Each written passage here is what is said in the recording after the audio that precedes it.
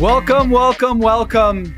It's a new big number here this week in the Haberstroh household. I've got Muggsy Bogues, college jersey over me, looking above, taking care of us on this big number episode. Hey, Dan, we got lots to get into, but before we do that, I want to remind everybody at home, be sure to subscribe, rate and review, 5 stars, tell your friends, tell everybody about the big number at Yahoo Sports. You can find it always on Thursdays. And we've got a big topic here. I think one of the hottest topics in the league right now is obviously what's happening in Detroit. Dan, are you ready to do a big number on the Motor City and what's happening with the Pistons? I'm stoked about it, Tom. Let's put up some numbers. So this is, I'm guessing that it's got to be about, I don't know, Isaiah Stewart. It's got to be a beef stew number. Are we going to get into Simone Fontecchio? Where's your head going today when we're talking about the Motor City Kitties? I can't say Simone Fontecchio without thinking about no dunks. Was it Tass who was doing that? Or was it I think that's right. Shouts out to Skeets and Tass and Trey and the whole gang over there. But they're up in the north. We're focusing a little bit further south in Michigan. Tom, what do you got for me? Let's hit the number. All right, this week's big number is 7. That's the number of triple doubles that Cade Cunningham has registered this season, which is 7 more than he did all of last season. So if you do the math, 7 minus 7, that means 0. Yes, Cade Cunningham had 0 triple doubles last year. That increase of 7 triple doubles is actually the largest in the NBA this season, which is a big reason why, Dan, that according to BetMGM, Cade Cunningham is the leader in the clubhouse for Most Improved Player of the Year award. Right now, he is at minus 135. And Evan Mobley, Norm Powell, Tyler Hero, Victor Wembanyama, Jalen Johnson, they're well behind Cade Cunningham in Detroit. Big reason why is because the team has been awesome this year. In the last 30 days, they've been 11-3. Big wins over the Knicks recently. And of course, Cade Cunningham is the engine behind that. I use a little car pun because we're talking about Detroit, Motor City. And the motorcade has been huge this season. He's averaging 24.5 points, 9.4 assists, and 5.6 rebounds per game. That's insane. That's great numbers for Cade Cunningham. And I think he is going to be the recipient for a lot of the credit for this turnaround. Through 40 games last year, the Detroit Pistons were 4-36. 4-36. Dan. That hurt. It felt like you punched me in the side just saying that. I had an involuntary reaction to remembering how bad the Pistons were last year. Yeah, and I think we all feel bad about what happened last year. And Cade Cunningham, I would have quit. I'm pretty sure I would just pack it up and be like, you know what? I don't love basketball anymore. We've lost 36 out of the last 40 games. But they have a new head coach in JB Bickerstaff. They have a new supporting cast for Cade Cunningham. And he's just rolling right now. 11-3. The only 2 teams that have been better than the Detroit Pistons over the last 30 days is OKC and Cleveland. 2 teams that are on pace for 70 wins this season. Just to give you an idea of how good the Detroit Pistons have been. So they're 21-19. They're 8th in the Eastern Conference. They have a chance at getting into the 6th seed in the East, which is absurd. No one expected that from them this season. And so Cade Cunningham, man, former number 1 overall pick. I think a lot of people have him as an all-star this season, and justifiably so. Vinny Goodwill, our guy Vinny Goodwill this week, talking to Howard Beck on The Good Word. You should go listen to that podcast. If you haven't already, go subscribe to The Good Word.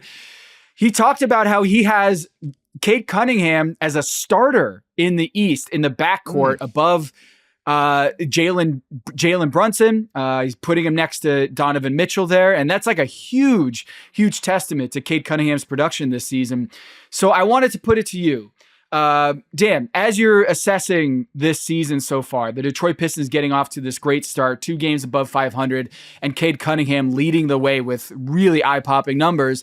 Would you consider him your pick at this point, 40 games in? We're basically at the halfway point in the season. Would you say that Cade Cunningham is your most improved player of the year so far? So I will admit I had not really given most improved player a ton of thought until you sort of put this in the pre-production notes. We get ready for the show with that. And because I tend to like to leave awards conversations as long. I put them off as long as humanly possible because everyone gets mad when you say something that they don't like. But my gut reaction was no, because I think like I think it's a good argument that something like a guy in his 10th year suddenly becoming like a number one scoring option and like setting career highs in scoring on the best efficiency of his career. Like that's where like that kind of award is where that guy gets credit. So Norman Powell is the name that kind of popped to my mind. Like I thought the Clippers were going to fall off a cliff with Kawhi being gone or being out for so much of the season and Paul George being gone. And they haven't. And that's a huge reason why. Like Norm Powell suddenly being able to be an all-star caliber consideration scorer himself was a big reason why. But the Cade question is really fascinating there because most improved is like the squishiest award and like all of the arguments people have about what constitutes valuable in MVP. Improvement is one of those kind of very amorphous and squishy words too. And like who gets to benefit from it, right? Like Cade was the number one pick in the draft. He came in as a prospect where everybody was like, there's like shades of Luka and shades of Magic and shades of Bird and the way he makes plays. And so because it didn't go quite the way you'd hoped in the first 3 seasons, now he's like that guy. And so there's an argument to be made, and some have made it, that if you were that level of draft pick, you were that level of prospect, you becoming who everyone thought you should be doesn't necessarily mean you get the credit for getting better. There's also a way to look at it and say like, well, on a per minute, per possession basis, the production isn't like totally like leaps and bounds ahead of where it was even during the last couple of years. But when you look at the fact that it is better, right? The assist numbers are up, the rebounding is up, the scoring is up on a per minute, per possession basis. When you look at the shooting numbers, and I know we'll get back to this, but the fact that the improvement he's made as a mid-range shooter and as a three-point shooter, which shouts out to Fred Vincent, best kept secret in the NBA. Everywhere he goes, guys get better, become better shooters. The shooting coach in Detroit now. And there's a really fun, we talk about estimated plus minus a lot, right? I have a fun EPM stat here because I had some time today. I'm a very busy man, but not too busy to do some work here on the big number. Year over year EPM improvement. So what their estimated plus minus was in 2024 to 2025. Cade Cunningham is 1, 2, 3, 4, 5, 6, 7, 8th among all NBA players in year over year EPM improvement. He went from net negative last season to plus 3.3 in EPM this year. So that improvement, plus 3.7, 8th best in the NBA. The argument that you would have for getting him in this most improved kind of conversation is the guys at the very top of the list have already been all-stars and might be again. It's Jaren Jackson Jr. and Darius Garland. So it's two guys who like, they've already gotten that recognition, and Cade has not yet made an all-star game, has not yet been in all NBA conversations. That's coming for him. So you could sort of see that might be where that goes. The argument for him is pretty good. And the more I looked at it, the more I was like, maybe I shouldn't give Norm Powell an award. But this is why I don't have to make those I have to make those decisions for another few months. But Cade, the level of improvement Cade's made on both ends of the floor for a team that has gone from absolute basement to middle of the pack to maybe even top 6 is absolutely stellar, and certainly is going to get rewarded with conversations like that. To me, most improved player of the year award is like giving an all-star bid to someone who isn't going to be an all-star. It's like rewarding someone who's went from like a rotation guy to being like a go-to scorer. I think about CJ McCollum. I think about Lauri Markkanen. I think about Jimmy Butler when he made the leap. Was like these guys who kind of came out of nowhere. Went from like 10 points a game to like 20 points per game, or like 5 to 15. Pascal Siakam also comes to mind when we talk about like the classic most improved player of the year awards. And I think Cade Cunningham is unconventional. Like, I don't think he's a conventional by the book, what we tend to think about with most improved player of the year awards. I think it's also a product of, it's not like a lot of great candidates this year. You might look at Evan Mobley, but he was really good last year. You look at a guy like Jalen Johnson, but the Hawks kind of are just permanently at 500. And so it's like, how much can we really owe? He also made that leap last year, but he missed enough games to where like he came in under the threshold, I believe. And yeah, Evan Mobley was a defensive player of the year runner-up 2 years ago. Yeah. Like it, so and has the same, was number 2, number 3 pick in the draft, like the same high draft. Everybody expected this guy to be awesome pedigree. So it runs into some of those same problems, which is again where I land on Norm. Although I do have to admit to something.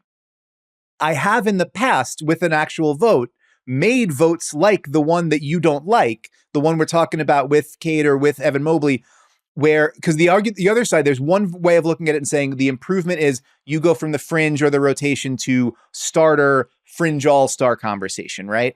And then there's the one that's like the hardest improvement to make is from good to great. And from maybe from starter to all NBA, right? And so I have in the past voted for Luka Doncic. I have in the past voted for Ja Morant. And, you know, some people love that idea. Some people hate that idea because they think it should be more that like, I like drop that. it down the menu a little bit. I've made that case before, is like, I think it was Steph Curry after he won his MVP. I was like, dude, he got way better. He got better and after going that, from like right?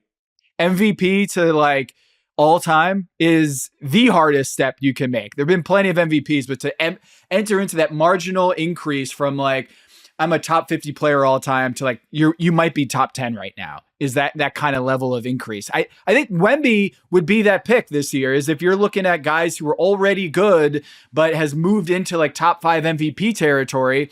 I think Wemby makes a lot of sense, but like from historical standard, Cade Cunningham is very unique. He's increased his scoring average this season 1.8 points per game.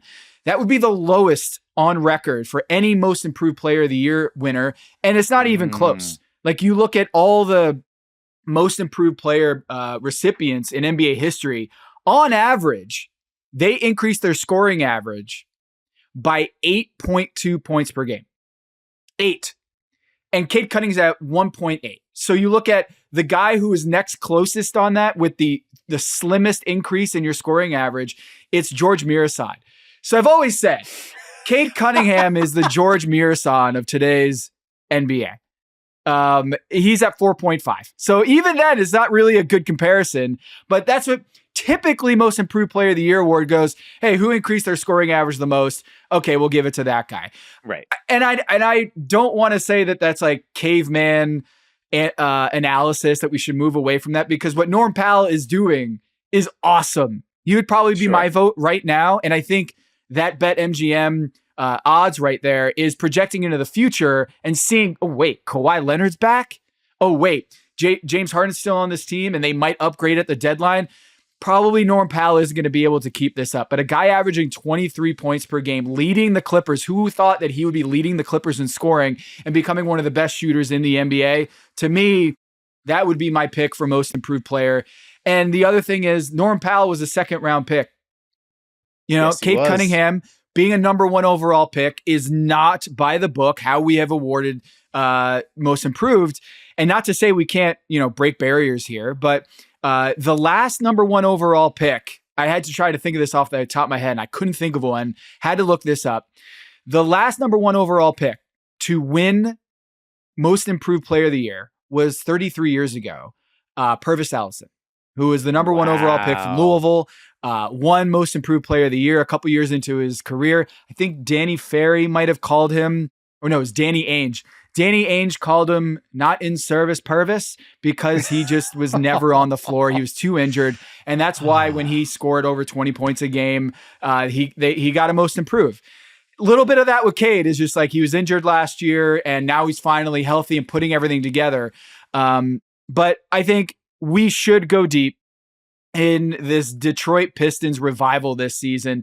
Give some love to JB Bickerstaff, give some love to the supporting cast, and most of all, give some love to Cade Cunningham, who has been stellar so far this season and much deserving of an all-star bid. So after the break, we're going to get into 4 little numbers. Dan, I want to hear what you got. Introducing Daily Draw, the latest free-to-play game from Yahoo Sports.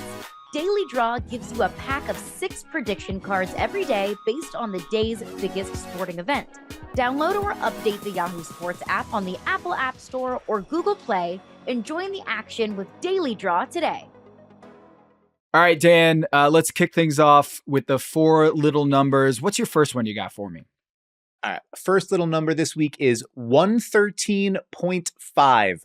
That is the Detroit Pistons offensive rating with Cade Cunningham on the floor this season, according to NBA.com's numbers. That would put them just outside of the top 10 for the full season, just behind the Phoenix Suns.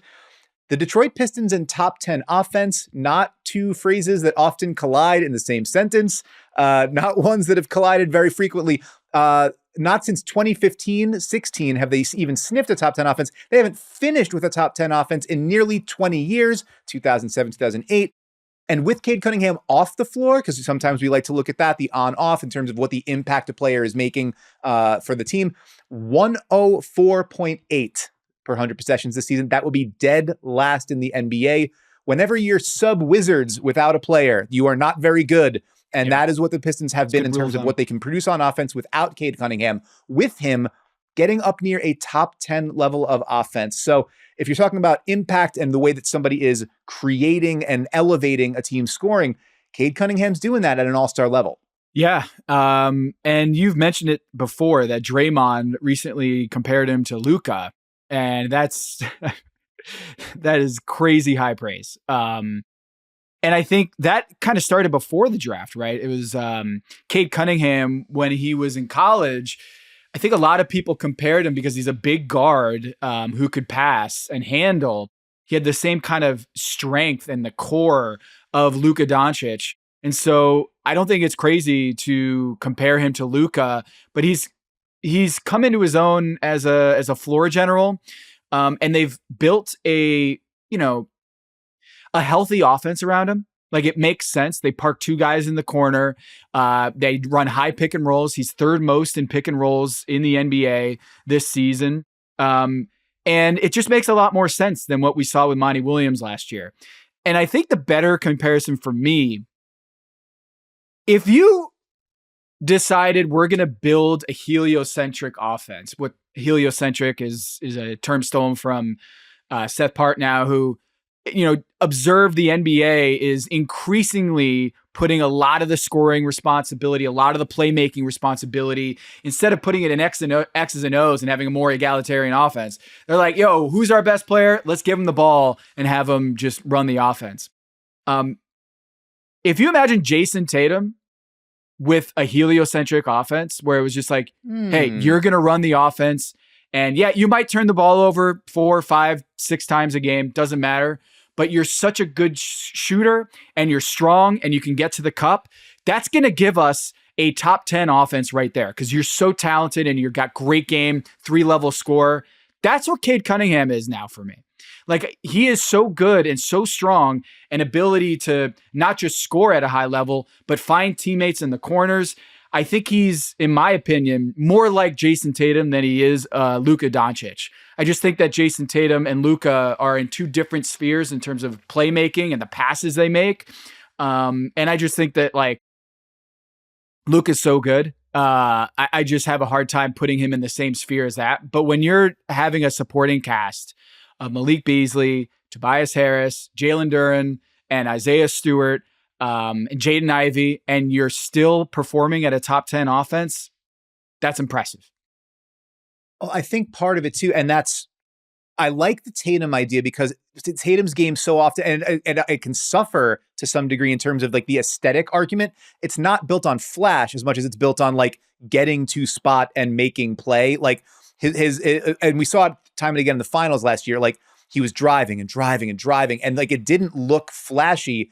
But and he would sometimes miss more shots than he made, but like it was getting open looks all over the place. And like Luka will make that incredible read and then like underline for you that he made it by looking away and throwing a ball behind his head while he spins.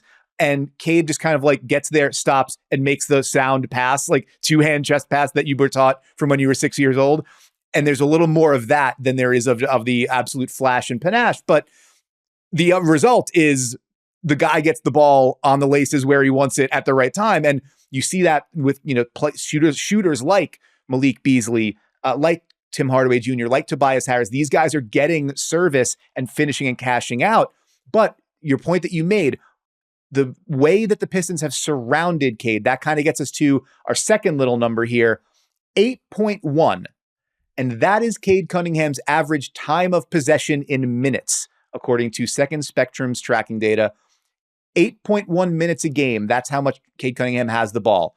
That is the third most in the NBA, behind only Jalen Brunson and Trae Young, guys that are going to be jockeying with Cade Cunningham for all-star spots in the Eastern backcourt. Remember, there's 48 minutes in a basketball game. Cade Cunningham plays 35 and a half minutes of those, so 35.5 minutes a game. 8.1 of those, he has the ball in his hands. That's like almost a quarter of the time he's on the floor. He's got the ball in his hands.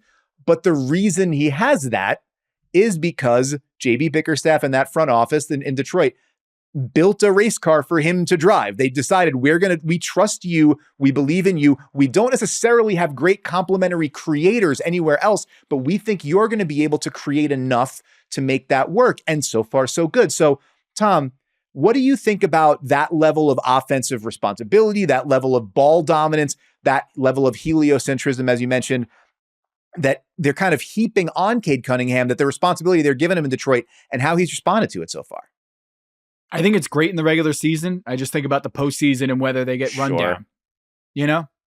Kind of feel like when you look at Cade Cunningham for 82 games, I think he can do this. But in terms of asking him to do this in the playoffs, when they're scouting you and they're going to double team you a lot more, and they're just going to put two on the ball in ways that they're going to frustrate you and have a lot more energy, and there's no back-to-backs. And for the postseason, I feel like he does need another guy who can take those responsibilities off his shoulders. And Jaden Ivey was a guy who's going to be able to pick up a lot of that slack. It's one of the reasons why I know it's not likely to happen, but Bradley Beal, if there is going to be a landing spot for Bradley Beal, it might be in Detroit, for not just the whole front office reasons and the fact that Arn Tellem's son is now working for Matt Ishbia in Phoenix, and Josh Bartelstein's dad is Bradley Beal's agent, all this stuff.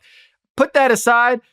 There are basketball reasons why Cade Cunningham should have another guy who helps him run the offense, and so he's not having to shoulder it so much. You look at Boston, like Jason Tatum could be that heliocentric star for them, but they went out and they got Kristaps Porzingis and Derek White and Peyton Pritchard and guys who can run that offense with Jason Tatum. And they don't really have that for Cade Cunningham right now.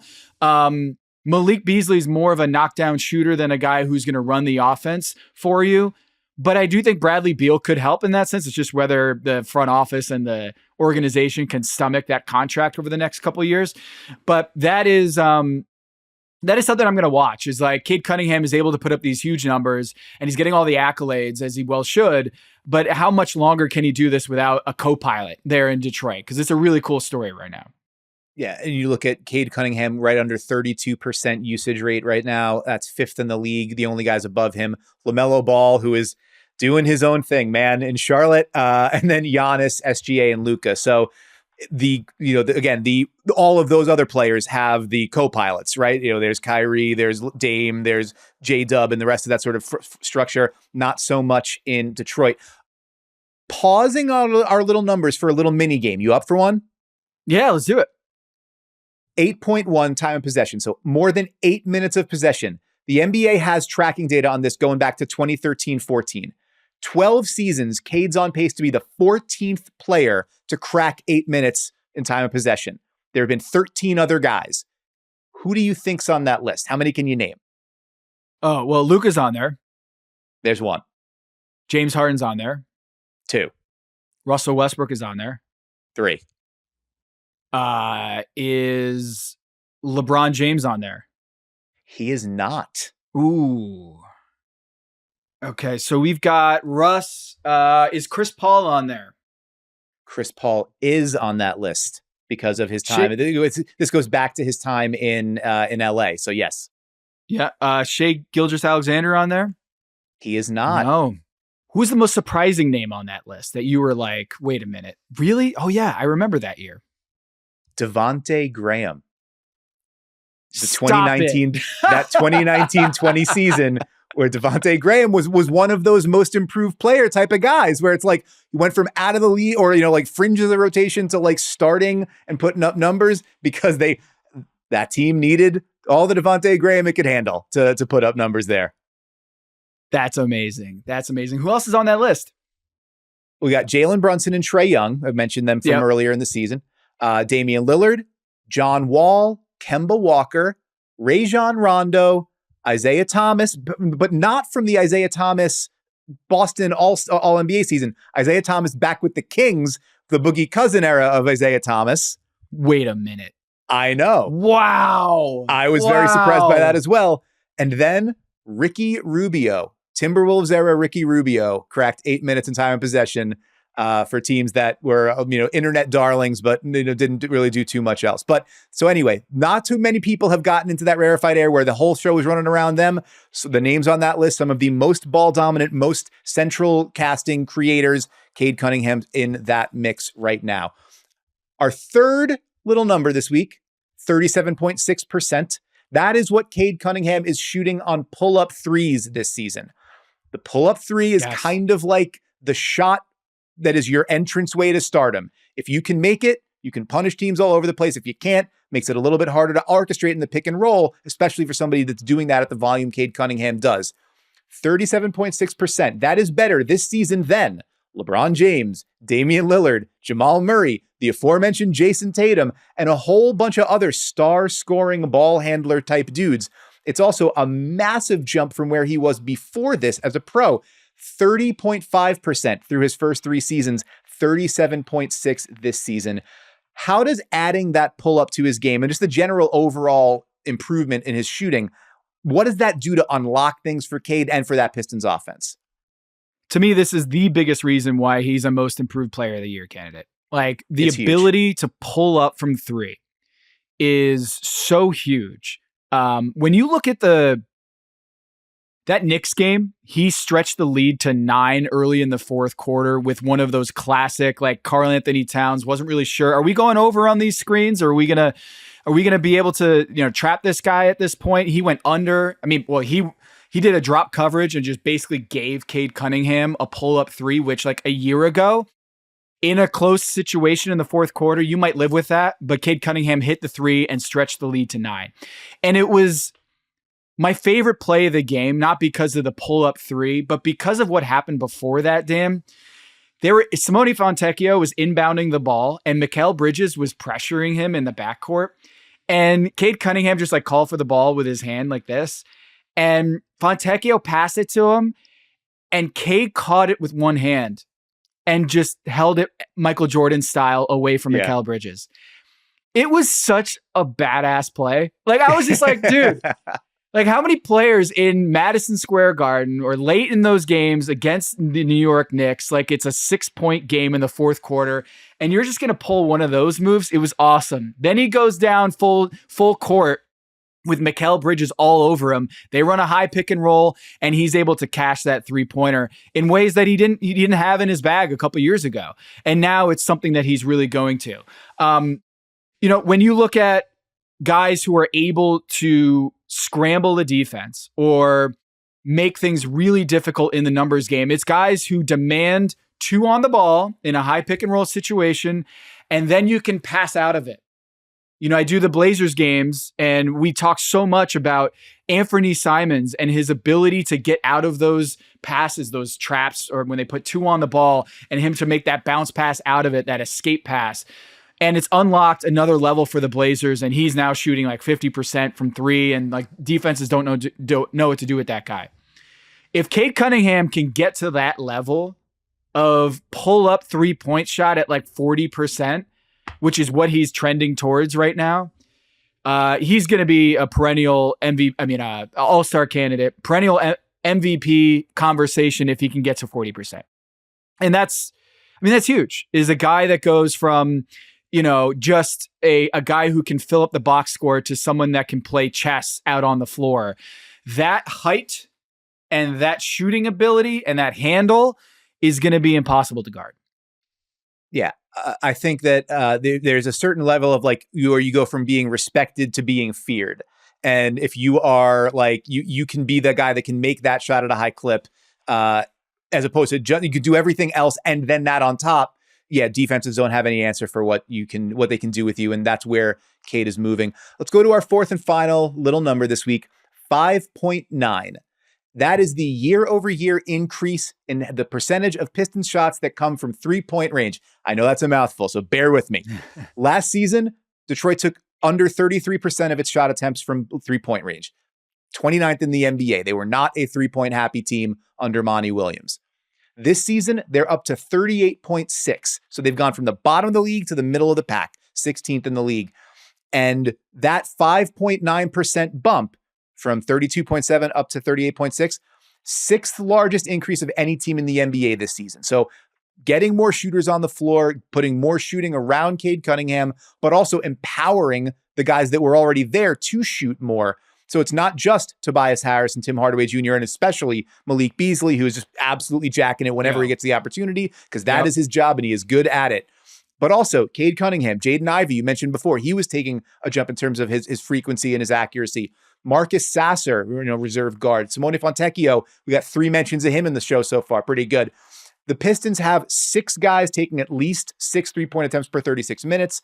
That's only the Cavs and the Celtics who are like redefining what you can do from 3-point range. Only they have more players taking more threes per 36. So the surrounding Cade with shooting took a few years for the Pistons to get there, but seems like a pretty good idea. To what degree do you say that his improvement, his jump this season has been about that context? Like we're getting more shooters to give you more spacing, and how much is like him individually doing it?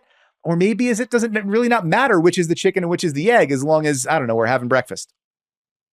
Yeah, I'm an omelet guy. I have 2 egg omelet every morning with caramelized onions that I cook on Sundays. I make sure on Sunday mornings, caramelize my onions, put them in a little Tupperware, and then I scoop it out every morning with some capers. Love a good caper. Love this. I love a good caper. Throw some capers, caramelized onions, get some, crack 2 of those eggs, scramble them up, make a nice little omelet. Delicious. You know what's also delicious? Is watching Cade Cunningham operate when he's got 4 shooters around him, or at least 3 shooters and a screener like Beef Stew or Jalen Duren. Because that, to me, is a huge piece of this puzzle. Why are the Detroit Pistons so good this year? It's because from top on down, they recognize that we got this Cade Cunningham dude, number 1 overall pick, and he can be a rhino if we want, where he can be operating in this space. He's going to be a lot easier for them. The supporting cast to get those 3-pointers when you got Cade Cunningham running those pick and rolls and attacking in transition. You're going to get a lot of 3-point opportunities. But the thing about the 3-point shot that people need to understand, it's not about the 3. It's about the spacing it affords. If you have Malik Beasley and Tobias Harris out there and Tim Hardaway Jr. out there, you have to stay honest on them.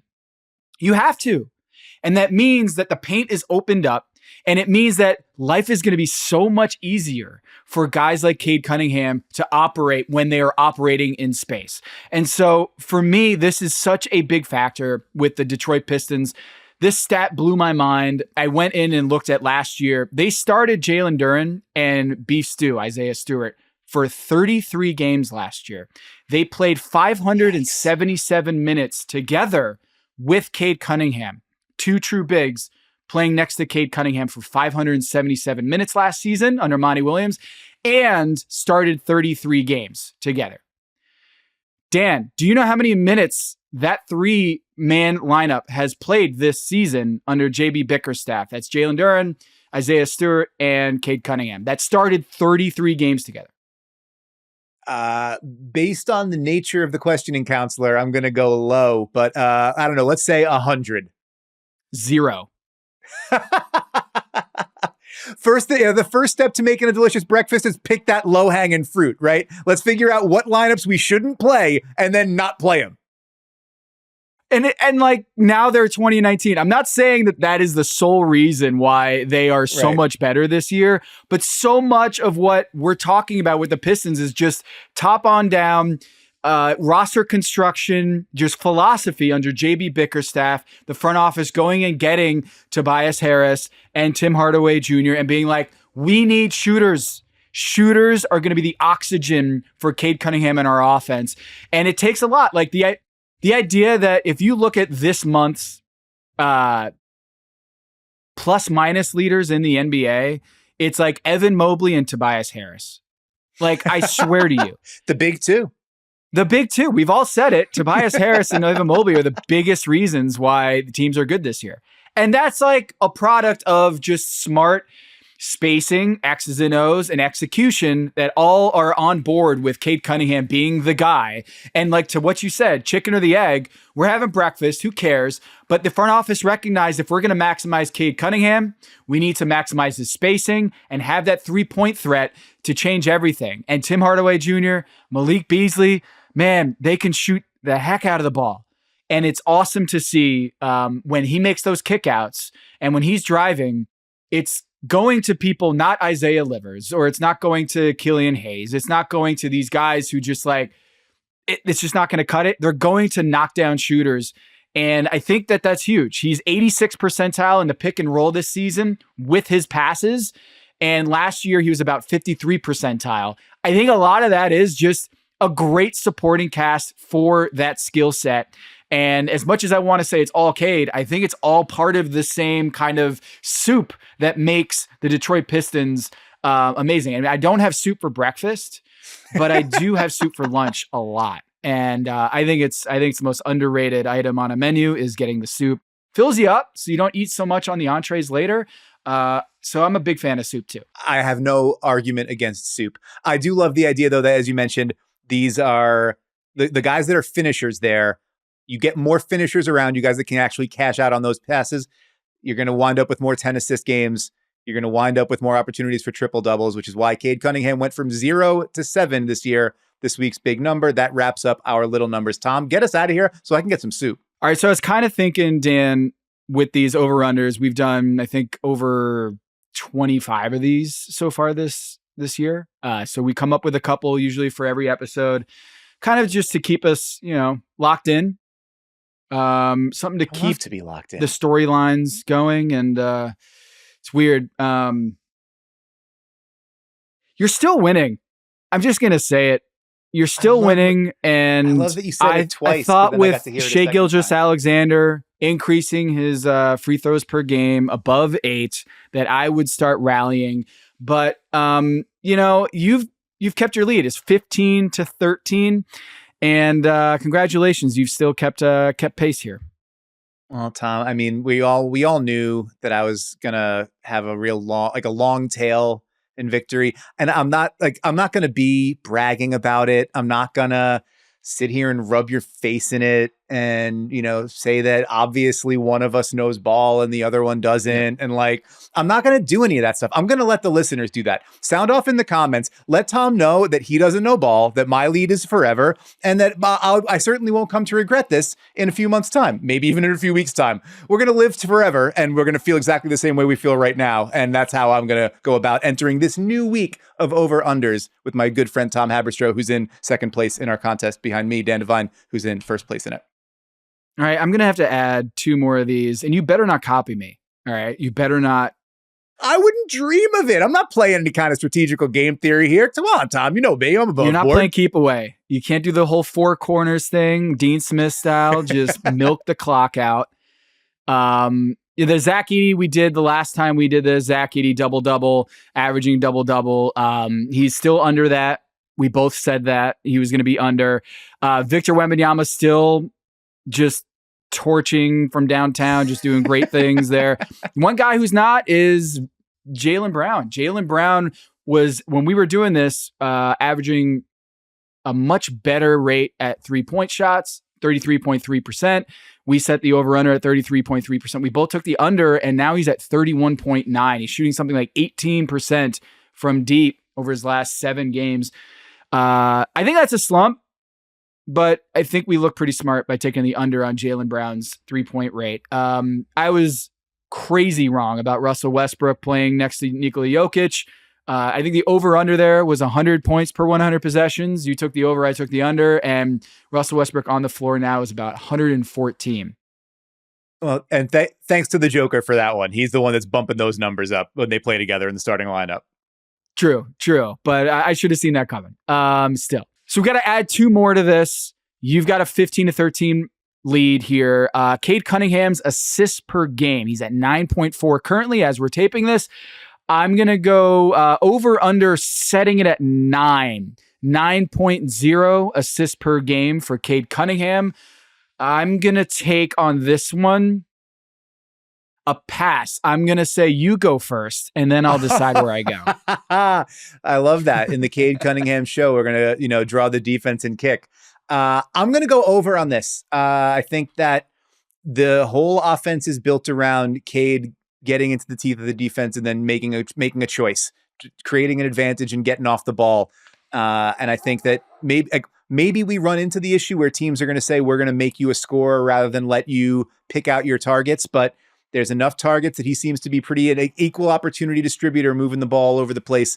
And those guys are knocking down shots. 9.4 is pretty healthily over 9.0. And I think he would have to go on like a pretty significant downturn in terms of his facilitating. I don't see it happening. Give me the over. I'm taking the over too. I'm not going to zig while you zag. I'm going over on Cade Cunningham's assists per game. 9.4 seems steep, but I could see him kind of nestling up at like a 9.2 or a 9.1, somewhere in there, especially with Jaden Ivey out, and they don't have a guy who's going to take the ball out of his hands. He had recently an 18 assist game, a 17 assist game. And with those knockdown shooters on the floor, I see no reason why he can't hover around 9.2 for the rest of the season. So Cade Cunningham, assists per game, 9.0, both taking the over. It also supposes that they're going to possibly upgrade at the deadline, maybe add some bodies to continue this surge in the Eastern Conference. They don't have a ton of money on the books going forward. They already extended Cade Cunningham, and they don't have like a number 2. So I don't see who's going to take the ball out of Cade Cunningham's hands going forward for the rest of the season. Maybe they'd make a big upgrade this offseason. But they've got some cap space here, and there's a lot of teams that could try to get off money and are willing to put a good player. I think Bradley Beal probably has a little bit more left in him than he's showing in Phoenix if he becomes kind of like a focal point of an offense rather than the third banana. But I'm asking you, over under 0.5 trades by the deadline. So this roster right now, if you think it's done and you think that they're not going to upgrade at the 2 position to replenish Jaden Ivey's production, you might take the under on this. Or do you think they're going to make some moves to not just, take in some salary for maybe some picks or long-term assets, but they might actually upgrade this team that is making some noise in the Eastern Conference and supporting a guy like Cade Cunningham, who is this week's big number. What say you, a 0.5 trades by the Detroit Pistons by the deadline? I'm going to go under. I think they stand pat, even though they've got, I think it's like about $14 million, $15 million, something like that in salary cap space right now, where they could, heading into the season, I think everybody looked at it and said, they're going to be that rental team, right? You get off your money, you give us some draft picks, everybody goes away happy. But the vibe they've got right now, I don't know if they'd want to like subtract somebody from the rotation that they've got right now, right? It feels like they've kind of got a rhythm. They've got something building, something brewing. And our colleague, Vinny Goodwill, you mentioned earlier, he is thinking about Cade as an all-star starter, wrote a really nice feature on Cade Cunningham for Yahoo Sports earlier this week. And the line in here is, quote, "The temptation is to fantasize about adding to the roster this season, but sources say it's highly unlikely. The franchise prefers to stick to its long-term vision." So never say never. If somebody comes to Trajan Langdon with a deal of a lifetime, he's not going to say no to it. But I think they're going to say, we got a good thing going. Let's not upset it. I'm going to take the under. I'll take the over on the trade deadline deals. I do think that they'll take in some cap, a salary just to get a couple of second round picks. I think they'll park some of that cap space for a deal like that. I'll take the over here, which we won't really find out for another month whether that pays off for me or you. But what I can tell you is that Vinny Goodwill, you should trust that guy. He knows what he's talking about. Go read that story from from Vinny on Cade Cunningham and the Detroit Pistons forecast here. Dan, I'm going to have vengeance on you next week. I'm going to predict that I'm going to close the gap and it'll be tied next week. Don't hold me to that. I was going to say, you've been predicting a lot of stuff and it hasn't really worked out for you. So I'm not super concerned about it, but I am going to be magnanimous about it. I'm really not going to rub your face in it Totally. at all. You haven't been rubbing it in my face at all. No. This entire pod hasn't happened at all. Emmy, in post, if I actually don't close the gap, why don't you delete that from the episode this week? And I will pay you with a very big salary along with the big number. I'll slip some money if you can just do that cut. If it doesn't look like I'm going to be predicting the future. But anyway, Emmy, thank you so much for editing this episode and producing behind the scenes, everyone, the entire team at Yahoo Sports. Thank you, Dan, for doing this with me every week. This publishes on Thursdays. On YouTube, you can watch it. Wherever you get your podcast, please subscribe. Tell your friends. We'll be back next week with another episode of The Big Number. And until then, have a great weekend.